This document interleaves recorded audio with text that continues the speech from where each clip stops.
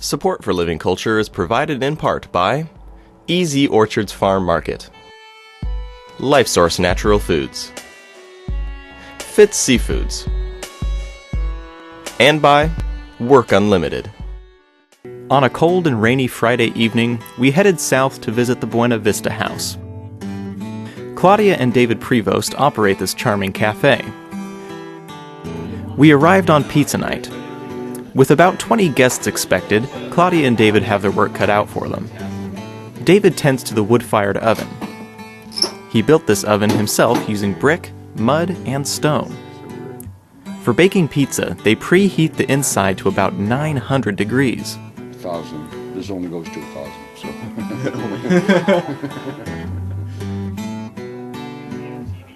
So. Meanwhile, Claudia entertains the early arrivals and keeps an eye on the kitchen. Usually what happens here is I have 6 o'clock and 6:30 reservations and things, and then the musicians usually show up, you know. Yeah. But when you have a place like this and they're all such wonderful individuals, who's got to watch? Right. And so usually what happens is 25 people come in at once. Yeah. And I have it figured out. I run it. I do take the orders and I make the pizzas and make the salads, and you know, at the end of the night I get up and sing with the band, and you know, but they all show up. So I stopped years ago setting a track. Yeah. You know, I figure I was a school teacher, special ed, 25 years. I know my schedule. I know what I'm doing. It always surprises me. People say, "Please, there's nothing I could do." It's just like, for God's sake, this is my job. You know, this is what I do. You know, this is exactly how I live my life. I know how to do this, and you know, so. Play it by ear. In the old days, it had to be close. Hi there. How are you? As the dining room fills up and Claudia makes the rounds, we can't help but notice that these people aren't exactly customers, they're more like good friends.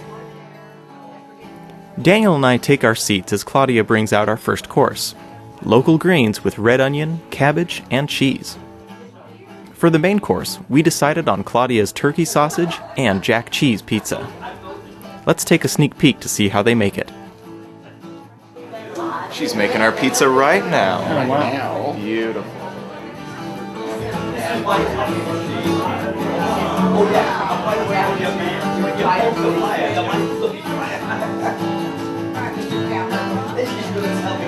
This is going out to cook for you guys.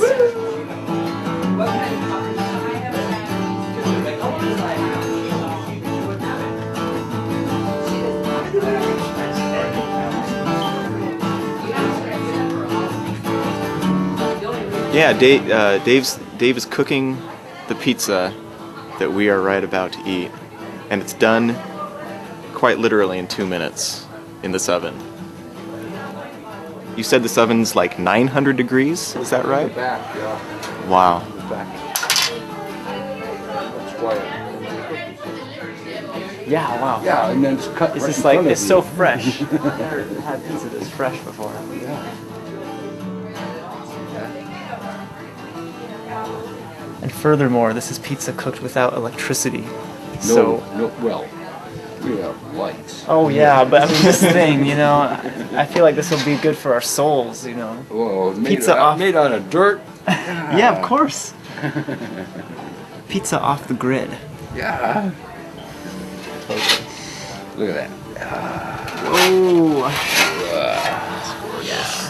Oh my Steam. gosh.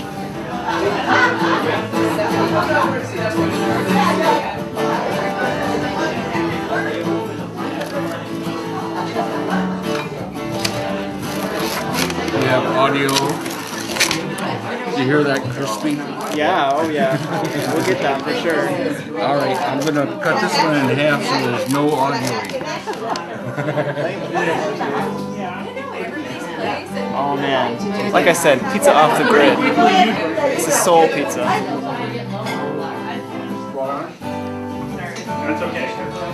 at that. Look at that. Isn't that amazing?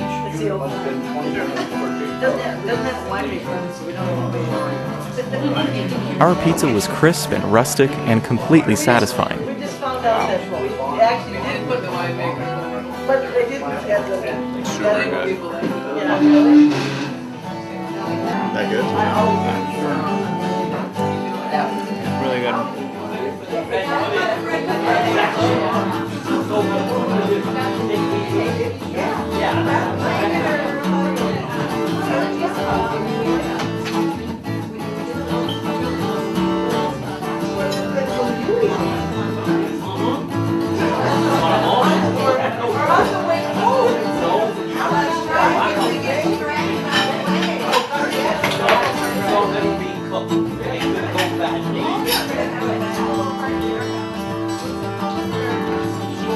For dessert, I ordered the bread pudding, while Daniel went with a white chocolate cheesecake with blackberry sauce.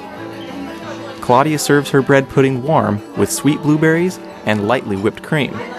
It was well balanced and had just the right texture. The cheesecake was incredible. It was smooth and rich. Oh wow. Yeah, you don't smile enough when you're on camera. It's good. Oh yeah. I can tell this is homemade. Oh yeah. Every part of it.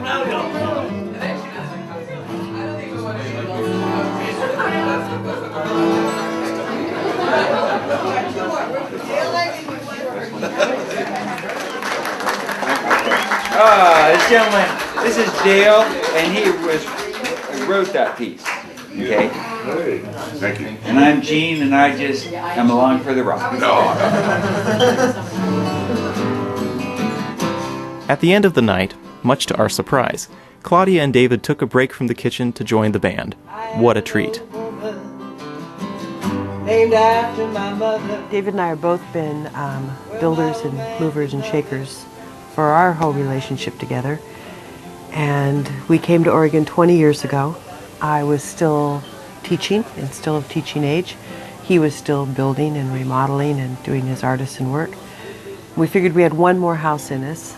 We've worked on 3 or 4 places together. And so we decided to find one that was still straight and true, but needed our help. And this was sinking in the mud, but it was still straight and true.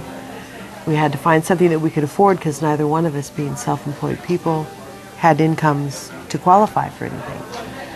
So we found this and we pulled it up out of the mud, and I went back to work teaching, and we kind of work on a 7-year plan.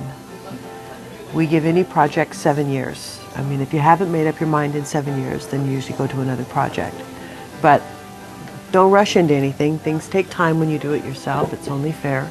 Days are only 24 hours long, so you never get anything done in a day, especially with a 7-year project. So I went back to work for 7 years, and when I retired teaching in '96, the plan was to open a bed and breakfast, and always to get the kitchen licensed, because I like cooking more than just breakfast, and I love cooking for people. I've been a musician and a teacher for over 40 years and have a lot of musicians in my life. When I was on the road in California and touring, some of them come through, so I promised them all, foolishly, that when they retired, not to worry, they'd always have a place to lay their head and put their guitar down. And now as we get old, I find many of them don't have their own places and are taking me up on what I promised them many years ago. So I needed enough room for musicians and friends and family and people to stay and sleep and eat. And that was always the plan, was to have enough room for all the people that we loved in our lives.